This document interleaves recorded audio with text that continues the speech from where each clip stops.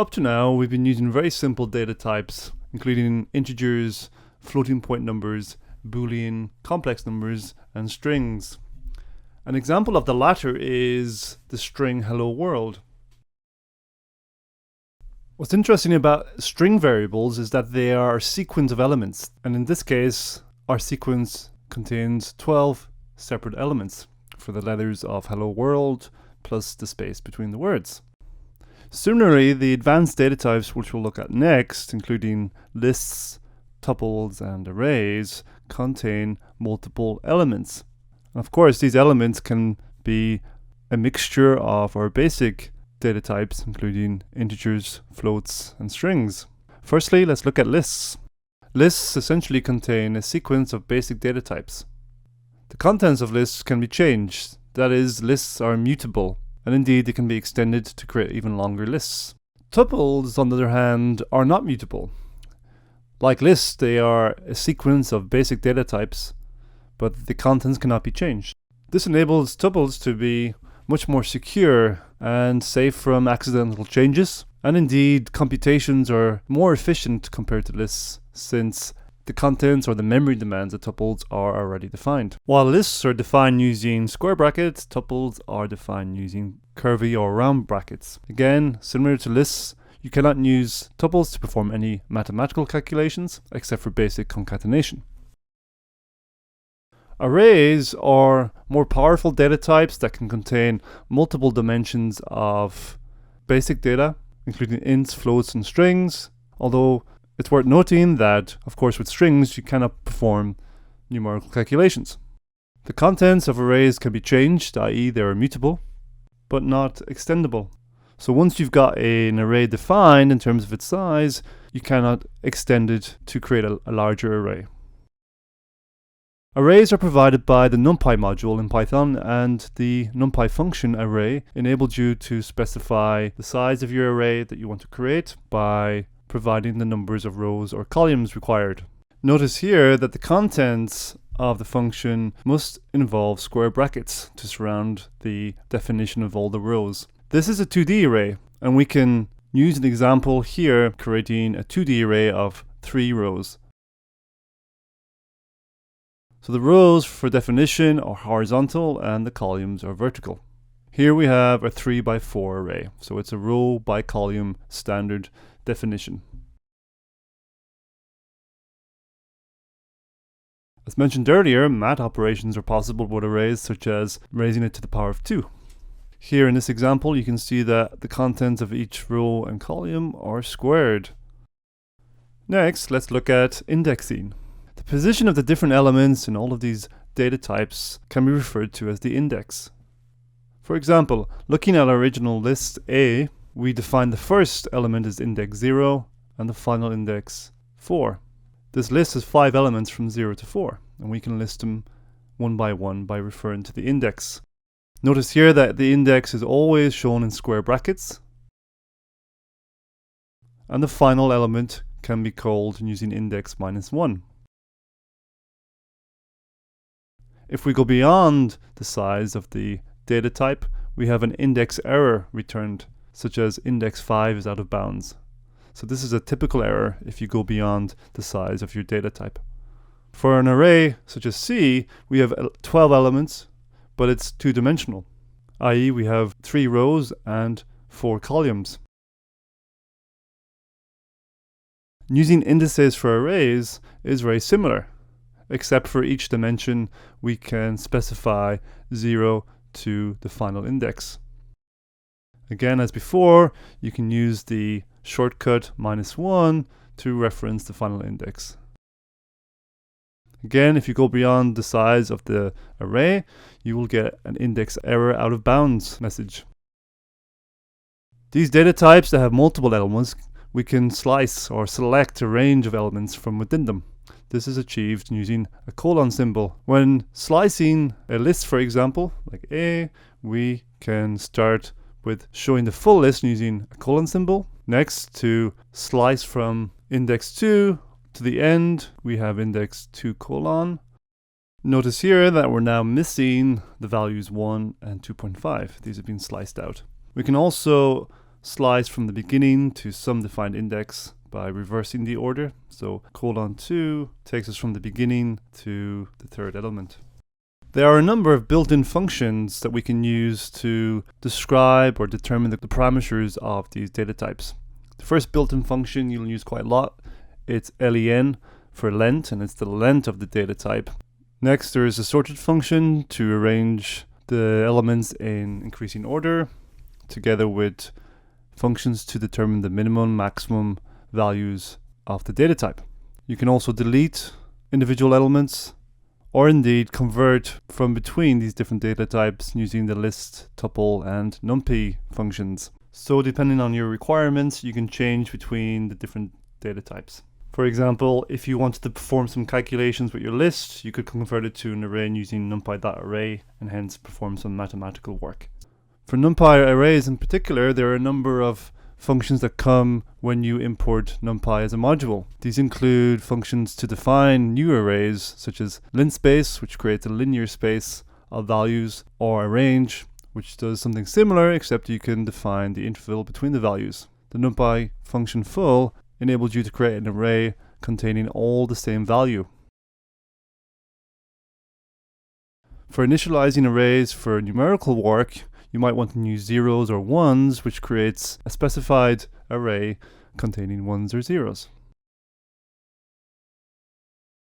NumPy also comes with a submodule called random, and this submodule contains a number of random number generators, such as to create random floats from between 0 and 1, or indeed select the random numbers from some Gaussian distribution. One can also create random integers from a certain specified range. If you do not specify an array size and leave it empty, you get a single value returned. So these functions can be used to return single random numbers. Our first example, we'll look at creating a list, and a list is created with square brackets. Here we'll use the example mixed list of integers, floats, and a string. Our next example, we'll look at the equivalent as a tuple. Here we just simply change the square brackets to round brackets. Finally, we'll also look at this as an array. With an array, we use the numpy command array, and inside the round brackets of the function call, we create a set of square brackets which will contain the content of the array. Also remember to import your NumPy module before calling any of its functions. Next, let's look at some examples of indexing. So for an array or a tuple, a list, and even a string, you can index the elements using square brackets. Here we start from 0, the first entry, and we explore the contents by incrementing the index. After we reach the maximum index, we will get an error index out of range. So index 4 here is the maximum index for this list. We can use the colon to index everything, or we can use the colon also to slice between a beginning and an end point in the list.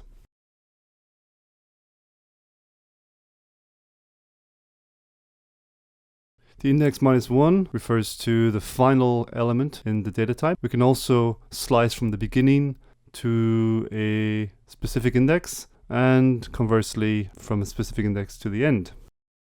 Next, let's look at some functions which we can use on these data types. So starting with our list A, we can use the command or function length, tell us how many elements is in the data type, and there's 4. Next, we can find the maximum or minimum values. We can even delete an element. If we have a numerical array, we can even perform some mathematics. This is something you cannot do with the other data types, such as tuples and lists. So arrays are what we tend to use for data analysis or numerical work. If we try to perform mathematics on a list, for example, there will be an error, likewise for a tuple. Fortunately, we can convert very easily from a list or a tuple to an array. So if your data is in a data type that doesn't perform any mathematics, we can convert it to an array by calling numpy.array and putting the name of the list or tuple inside the round brackets. There are a number of ways we can create our arrays in Python. Once we load up the NumPy module, we can always have a quick check to see what the module contains, what functions it contains, using the dir command. A key command is numpy.array. This is what we use to define a specific array containing our user-defined elements. Notice here that we put the contents of each row inside square brackets.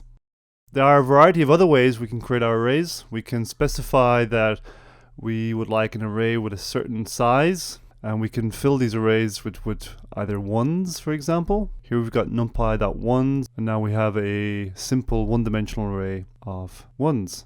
We can go to a two-dimensional array where we have 3 rows, 3 columns, or 3 rows, 9 columns, etc. Instead of ones, we can populate our arrays with zeros. And to do so, again, we have the function call bracket, and inside there we can define another set of round brackets specifying the shape of the array. We can also fill an array with a specific value, such as 2.5, using the full command. And of course, instead of a specific value, we can always use mathematics within the function call itself. Here we have a square root of 100, for example, using the numpy command, and inside we can of course perform any calculation we wish and fill the array with the same value. Next, a very useful function for defining an array is linspace, for linear space. The default function gives you 50 values between a beginning and end point. Here we've got 0 and 10. The third argument in the function call specifies the number of values in the array. Similarly, we can use another function called arrange, which enables us to create a one-dimensional array, but instead this time we can specify the interval between values. By default, this is set to equal 1, but we can use whatever we choose, such as 0.5. NumPy also contains a number of very useful random number generators. These are found in the submodule called random. Our first example, we used the .random function call, and this returns floats between 0 and 1. Here we've got a 3x3 array, and each time we call it, we get a different random selection of numbers. We can also choose to ask for the random numbers to be selected from some distribution. Here we see that we can call .random.normal, which returns a Gaussian distribution of random numbers centered at a mean value 5 with a standard deviation of 1. Of course, if you don't specify the shape of the array, it will return a single random number, as do all the other random number functions. Our final random function is the random integer function. Here we can specify a range that we would like our random numbers to be generated from, such as 0 and 100. Or indeed, we can specify that we would like an array of random numbers, for which we just specify the shape of the array. Since these data types are effectively objects in Python, we can use what we call methods to perform some basic operations. Methods are effectively functions that belong to these data types. Firstly, for lists, methods include append, which enables you to add data values onto the end of the list, extend, which enables you to add a selection of data points to your list, together with insert and remove. Notice that all the methods here follow the standard syntax. You have your data variable name followed by .method name. We can also use additional methods, including sort, to organize the order of elements in the list. We can search for specific values using index, and count the occurrence of specific values using count. Finally, we can also reverse the order of elements using the reverse method. All of our advanced data types will come with some methods which you can use to manipulate their contents. Starting with lists, we can create an empty list with our square brackets. The first method we'll use is the append method. Here we've appended the value 11. We can also extend the list using a selection of values which are added on to the end of the list. We can also sort the values using the sorted function. Here we'll see that the list L has been sorted for increasing value. The .insert method essentially inserts a value at a specific index. Here we're inserting the value 10 at index 3, and we can print the screen to see exactly what it's done.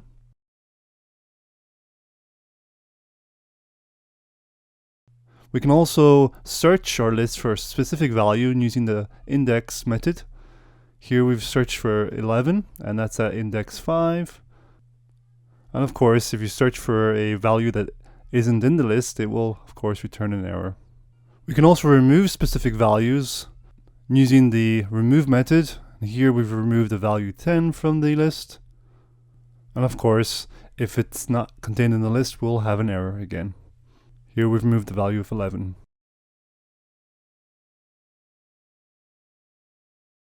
The basic data type string also comes with a number of methods that you might find useful. These again use the same syntax as for lists, where you have the string name dot method name followed by round brackets.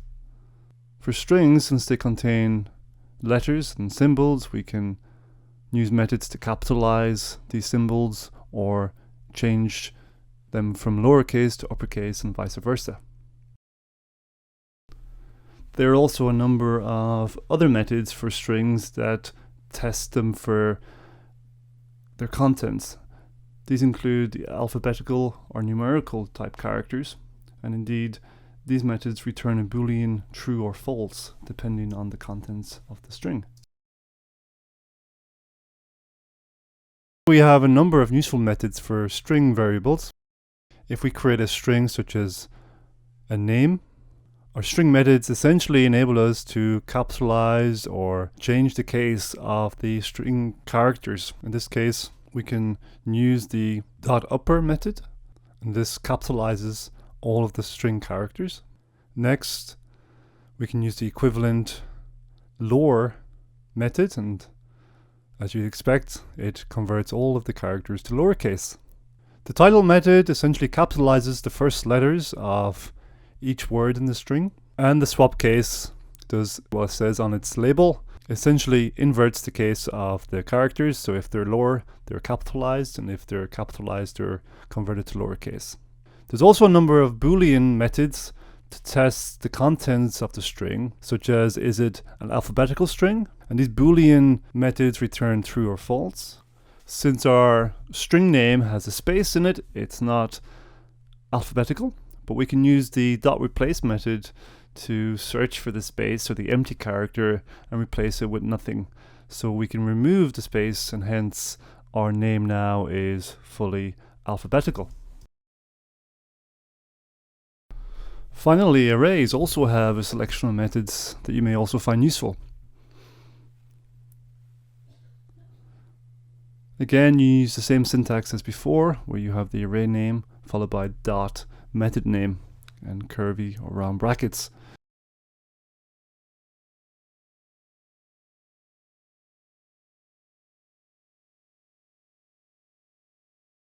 The basic methods include finding the maximum or minimum values in the array, as well as returning the size of the array. This is how many elements it contains. The shape method returns the length of the array dimensions, i.e. is it a 2x2 array or a 5x10 array. The exact number of dimensions is returned by the ndim method. The NumPy array methods also includes basic statistics, such as the mean value of the array, together with the standard deviation and the variance.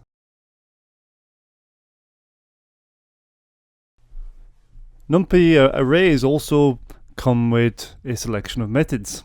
The first one is .shape, and this will tell us the numbers of rows and columns. Next, we've got the size, which is the total number of elements in the array.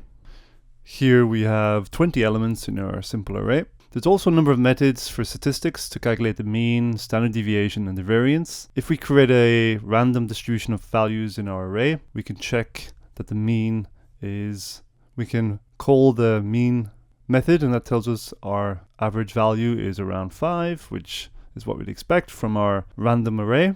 And we can even visualize this using a very useful module called matplotlib. And this distribution shown using the histogram command makes it very clear that the mean is around 5 and the standard deviation, or the half-width of the distribution, is 1.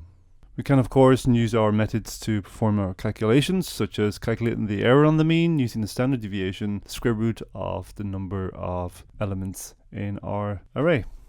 We will look at the plotting module matplotlib in much greater detail in a future lecture. For now, we can already see that it makes a great complement to NumPy in performing data analysis.